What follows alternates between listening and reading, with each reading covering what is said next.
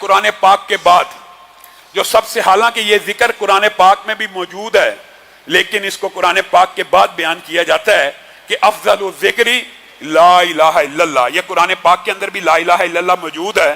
اگر قرآن پاک کے اندر لگائیں گے تب بھی، اور اگر قرآن پاک سے علاوہ کہیں گے تو یہ بہترین ذکر ہے کرنے کے لیے.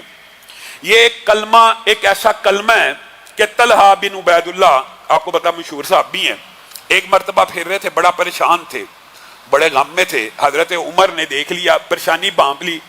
طلحہ، حضرت ابو بکر کی خلافت کا کوئی معاملہ نہیں اے عمر، وہ کوئی معاملہ نہیں، وہ تو میرے چچا زاد ہیں، کس بات میں پریشان ہے، چہرے کے اوپر سٹریس کے اثرات ہیں، ڈپریشن لگ رہا ہے، پریشانی کے عالم میں. ہاں پریشان ہوں، بڑا غم میں ہوں. کہا کیوں پریشان اور غم میں؟ کہا رسول اللہ صلی اللہ علیہ وسلم نے ایک کلمہ بتایا تھا اور مجھے کہا تھا کہ جو بندہ یہ کلمہ موت کے وقت پڑھ لیتا ہے، موت کی بیماری میں پڑھ لیتا ہے، تو اللہ تعالیٰ اس کے چہرے کو سرسبز و شاداب کر دیتے ہیں اور اللہ تعالیٰ اس سے سارے غم دور کر دیتے ہیں. حضرت عمر مسکرانا شروع ہو گئے. اور طلحہ تجھے کیا پتا، تو یہ کلمہ بھول گیا اتنی جلدی؟ وہ کلمہ مجھے پتا ہے. اے عمر آپ کو پتا ہے؟ ہاں. وہ بتائیے. کہا وہ کلمہ لا الہ الا اللہ ہے. طلحہ بن عبید اللہ نے کہا ہاں آپ نے مجھے یاد کرایا، بس میرے دماغ سے نکل گیا تھا، بے شک یہی وہ کلمہ ہے. میرے بھائیو، اس حدیث کے اندر طلحہ بن عبید اللہ نے کیا کہا ہے؟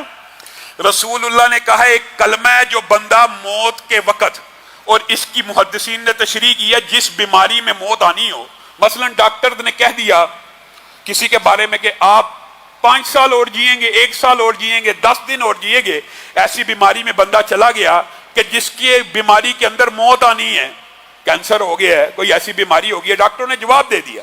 اب صرف خلوص دل سے ایک کلمہ کہنا ہے، وہ کیا ہے؟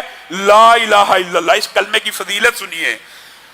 موت کے وقت آپ کو پتا ہے، موت جب نزع کا عالم ہوتا ہے یا جو گھبراہٹ ہوتی ہے موت کی، ابھی بندہ مرا نہیں بھی ہوتا، بندے کو پتا لگ جائے نا ڈاکٹروں نے جواب دے دیا، اس کا دماغ گھومنا شروع ہو جاتا ہے، ڈپریشن میں چلا جاتا ہے. ساری زندگی جو کمایا تھا وارثوں کا ہو گیا، بیٹوں کا کیا بنے گا، بچیوں کا کیا بنے گا، رشتہ داروں کا کیا بنے گا، وہ بیٹی کے حالات تو بڑے تنگ ہیں، اس کا کیا بنے گا، بچہ تو بڑا چھوٹا ہے، اس کا کیا بنے گا. یعنی بذات خود موت ایک غم کی کیفیت بھی لے کے آتی ہے بندے کے اوپر، کہ انسان نے زندگی میں جو کچھ کیا ہوتا ہے وہ سارے کے سارے غم اس کا پیچھا اس وقت کرنا شروع کر دیتے ہیں جب بندے کو پتا چل جاتا ہے ڈاکٹر نے جواب دے دیا ہے، یا اس کو پتا لگ جاتا ہے میری حالت اب بگڑنے والی ہے، میں اس مرض کی آخری سٹیج پہ پہنچ چکا ہوں. تو وہ جو غم ہے وہ ایک ہی کلمے سے دور ہوتے ہیں جب بندہ اس عالم میں یہ کہتا ہے نا لا الہ الا اللہ. اللہ نہ پہلے کبھی عبادت کا کوئی فعل تیرے علاوہ کسی کی بارگاہ میں سر انجام دیا تھا. اور میرے بھائیو یہ بات بڑی اہم ہے، لا الہ الا اللہ صرف زبان سے نہیں کہنا، خلوص سے کہنا ہے. حدیث کے الفاظ ہے خلوص سے. خلوص کیا ہے؟ خلوص یہ ہے کہ اللہ آپ ہی عبادت کے لائق ہیں. عبادت کا چھوٹے سے چھوٹا فعل، نظر عبادت ہے کہ نہیں، نیاز عبادت ہے کہ نہیں، ذکر عبادت ہے کہ نہیں، رکوع عبادت ہے کہ نہیں، سجدہ عبادت ہے کہ نہیں، دعا عبادت ہے کہ نہیں، یہ سارے کے سارے اعمال کس کے ساتھ خاص کرنے ہیں؟ اللہ کے ساتھ. پھر زبان سے کہنا ہے لا الہ الا اللہ. تو موت کے وقت اگر جتنے بھی غم انسان کو تنگ کر رہے ہیں سارے کے سارے دور ہو جائیں گے، صرف ایک مرتبہ زبان سے یہ کہنا ہے. اور دوسری برکت کیا ہے؟ دوسری برکت یہ ہے کہ موت کے وقت اللہ تعالیٰ اس کے چہرے کو سرسبز و شاداب کر دے گا.